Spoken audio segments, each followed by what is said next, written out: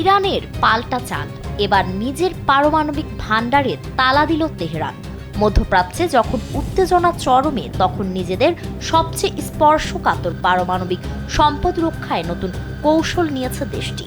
অভিযোগ উঠেছে সম্ভাব্য মার্কিন অভিযান এবং সমৃদ্ধ ইউরেনিয়াম জব্দের আশঙ্কা থেকে ইরান ইস্পাহান পরমাণু কেন্দ্রের ভূগর্ভস্থ সুড়ঙ্গগুলো ইচ্ছাকৃতভাবে ধসিয়ে দিয়েছে। শুধু তাই নয়, প্রবেশপথগুলোতেও পুঁতেছে বিস্ফোরক মাইন, যাতে বাইরে থেকে কেউ ভেতরে প্রবেশ করতে না পারে। মার্কিন সংবাদ মাধ্যম CNN এর এক প্রতিবেদনে বলা হয়েছে, দুই বেলা খাবি ফ্যান্টাস্টিক নিমো খালাল সল্টেড বিস্কুট।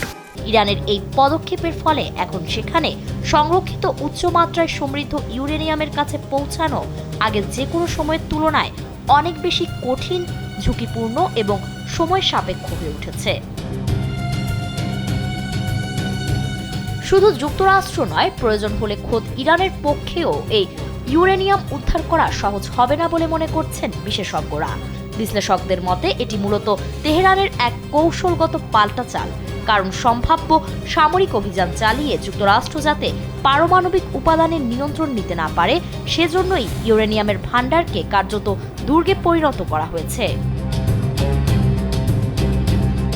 পরমাণু খাতের একজন সাবেক ঊর্ধ্বতন কর্মকর্তা CNN-কে জানিয়েছে, এই পদক্ষেপ নতুন ধরনের অনিশ্চয়তা তৈরি করেছে।